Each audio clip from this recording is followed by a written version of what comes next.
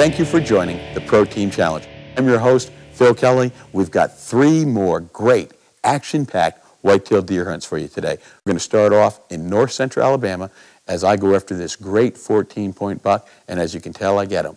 We're going to bring you that great action, and we're going to bring you 2 more great white-tailed deer hunts from West Texas, where you're going to see young Kaylee McCrae, a 14-year-old girl, harvest a great whitetail with her bow.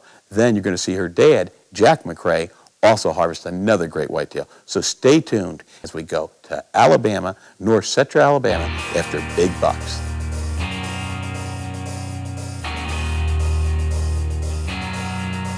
It's 280 yards to the back of that food plot. That's some long shooting. The closest shot is about 230 yards. I'm shooting my 270. It's about dead on at 200. I'm going to hold 2-3 inches high anything that comes in that field, and hopefully we'll do all right. So let's hope for the best. Definitely going to try to hit him in the shoulder too. So. This is a highly managed property in Alabama where only mature bucks can be harvested.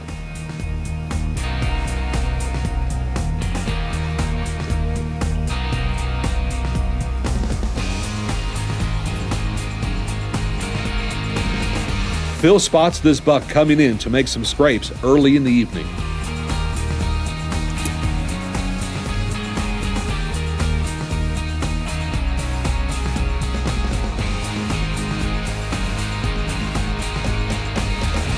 There's the shooter.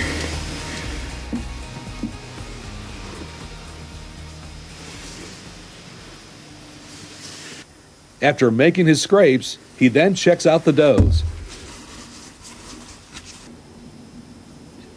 Not quite wide enough.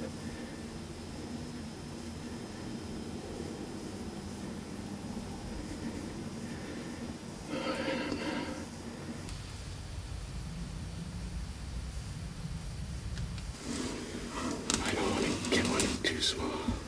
At over 300 yards, this buck looks good, but Phil cannot decide whether the buck is a shooter or not. I think I'm going to pass on him. As darkness draws near, Phil decides to pass on this great buck. Reviewing the film later that evening, he will realize that was a mistake. Let's join Phil as he goes back after that big buck. We return to the scene of the crime. The reason I say the scene of the crime, this is where I let that buck walk the other day. And when all my friends saw that, they didn't tell me I made a big mistake. That was a shooter buck and I should have shot him. But sometimes it's best to err on the side of caution. So I didn't shoot him. The crime was that I didn't shoot him when I had my opportunity. That was probably a 115, 120 inch buck. It's about a 300-yard shot to the back of that food plot. It's about 200 to the front of it, 215. So it's going to be long shooting. I hope that I'll have the ability to shoot straight. You know, it's a tough shot in anybody's book, but hopefully we'll make it. I felt like I could have easily taken him last time he was in this field. And if he shows up tonight, we're going to give it a shot. I got the old Winchester model 7270, and she usually does a trick for me, so let's hope she does tonight. Now, I'm testing a theory that I have that bucks will check their scrapes usually every 3 days. I've done a study, and I've seen a lot of deer every 3 days at the same scrapes. So what I'm hoping is that he came here about 3 days ago, freshened up his scrapes, and I know he wasn't here the day after I saw him because I had a young boy here with his dad, and they were going to try to shoot him. So I figure that now it's 6 days later, second 3-day series, and especially with the fresh rain washing away his scent, that he's going to go back in here and freshen up these scrapes tonight. I may be wrong, but I'm hoping. This is Phil's lucky day. The big buck shows up.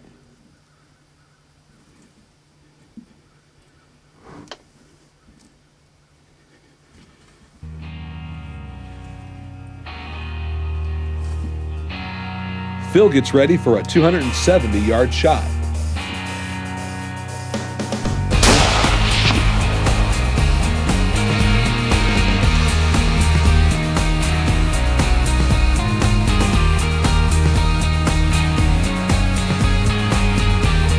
Here he is, folks. Double split brow tines, both sides. We've got 10-inch, 11-inch G3s and 4s. We've got brow tines here split. His G2s are split.